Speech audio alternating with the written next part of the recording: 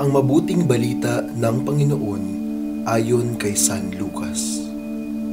Noong panahong iyon, sinabi ni Jesus sa kanyang mga alagad, "Ang mapagkakatiwalaan sa maliit na bagay ay mapagkakatiwalaan din sa malaking bagay. Ang magdaraya sa maliit na bagay ay magdaraya din sa malaking bagay. Kung hindi kayo mapagkakatiwalaan sa mga kayamanan ng sanlibutang ito, sino ang magtitiwala sa inyo ng tunay na kayamanan? At kung hindi kayo mapagkakatiwalaan sa kayamanan ng iba, sino ang magbibigay sa inyo ng talagang para sa inyo? Walang makapaglilingkod ng sabay sa dalawang Panginoon, sapagkat kapopootan niya ang isa at iibigin ang ikalawa, paglilingkuran ng tapat ang isa at hahamakin ang ikalawa. Hindi ninyo mapaglilingkuran ng sabay ang Diyos at ang kayamanan." Ang mabuting balita ng Panginoon. Pinupuri ka namin, Panginoong Hesukristo. Ang lilong katiwala. Hindi masama ang pera at yaman ng daigdig na ito, sapagkat biyaya rin ang mga ito ng Diyos. Hindi siya Panginoon lamang ng mga bagay na espiritual, at wala nang pakialam sa anumang material. May ilan na naniwala na ang espiritual na buhay ay dapat huwag makialam sa buhay material.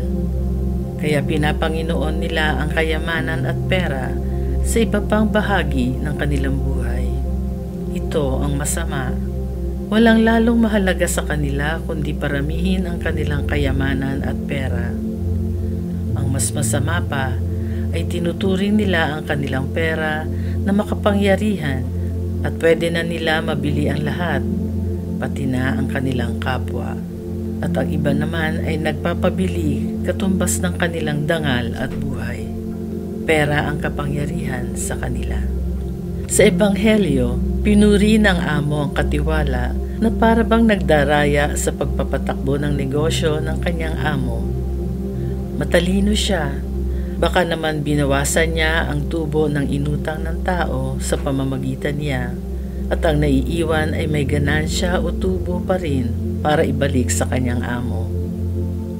Posible namang mangyari ito dahil sa kanyang katalinuhan sa oras ng kagipitan. Pinuri siya. Ginamit niya ang mga bagay na ipinagkatiwala sa kanya upang tulungan ang mga taong nagkakautang sa kanyang amo. Likas sa kultura ng panahong iyon ang katangiang utang na loob, kaya ang mga taong tinulungan ay magpapakita rin ng kabutihan sa taong tumulong. Huwag nawa tayong kainin ng pagkagahaman sa yaman o pera. Pinagkatiwala sa atin ang mga biyaya at kayamanan ng daigdig na ito. Mga katiwala tayo ng Diyos. Lahat tayo ay maituturing may malaking pagkakautang sa Kanya. Kung ibabahagi natin ang ipinagkatiwala sa atin, tiyak na papupurihan natin ng Diyos na siyang bukal at pinagmulan ng lahat ng kabutihan.